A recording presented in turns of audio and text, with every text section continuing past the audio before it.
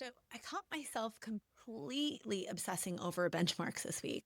Things like ROAS, click through rates, open rates, all the things. And then I realized I was literally trying to use somebody else's roadmap for a jungle that only we are walking. My name is Traci Reuter. This is another edition of Growth in Motion. Today, I want to talk a little bit about benchmarks. I'll be honest, I completely got sucked into benchmarks this last couple weeks. So, as a fractional CMO, I'm working with a client and we are kind of launching something brand new. There's been a lot of starts and stops and starts and stops over the years since this client invented this new product, but they brought me in to build some consistency, some foundation, and to really scale the business. What I've been doing for the last several months with them is putting foundations in place and getting some things basically laying down the road so that we could start driving on it. And the other thing is that we're on this shoestring budget. We're on a shoestring team. It's a really small team, and there's a lot of pressure to get it right. It's real. So, of course, I start looking at how do I measure us? How do I measure success? How do I know if we're on the right track or not? And for me, it's going back into almost 15 years in digital marketing and looking at all of the benchmarks to be like, okay, how do we compare? And I realized recently that that is me comparing our insides to somebody else's outsides. And that is not something that you want to do. But I mean, here's the truth. Benchmarks feel safe.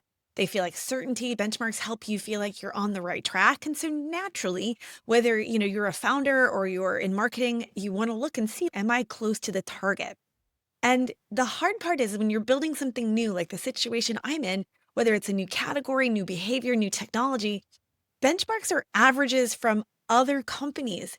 And oftentimes they are from companies who made it, not from the ones that didn't. So they're even in that regard, they're skewed. So it's really challenging. I think the thing that you have to stop and think about is what's actually true about your business. So this particular client that I'm working with, what they sell, the outcome is truly magical. And it is a challenge. Like we're having a challenge showing that visually. We're having a challenge with some of the storytelling and we're getting better and we're making major improvements, but it's right now it feels chaotic because we're building this whole process. So the hard part, another true vulnerable moment for me is everything's been a little slower than expected. And some of that is just the nature of what we're working with. We have an awesome team, but again, super small, stretched really thin. And so everything that I wanted to have in place, it's in place at least 6 weeks later than we wanted. So here we are launching everything right in the heat of Q4 in the most competitive time where I don't have any data of our own to know if we're doing well or not. And I've known all along that it was going to be challenging, whatever comes our way here in Q4. When we roll into Q1, we are not going to be able to compare Q1 results to what happened in Q4. Everything, especially when you're talking about a direct to consumer e-commerce brand, everything is skewed in Q4. It definitely makes it challenges, right? So naturally, of course, I'm like looking at benchmarks and all of that. And then I had to stop and think, hold on a second. We're not behind. We're not falling short. We're not falling short of benchmarks. We're playing our own game. And I think that's what really hit me is this.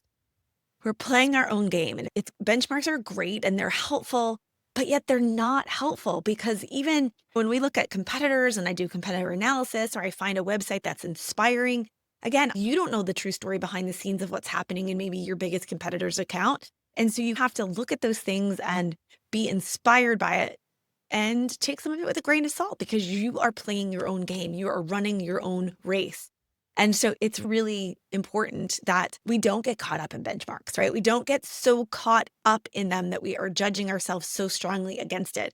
We want to make sure that we are running our own race and that we are making sure we're progressing the way you need to as a business. If you're in the season of playing your own game, drop me a fire emoji and let me know that I am not alone in this journey.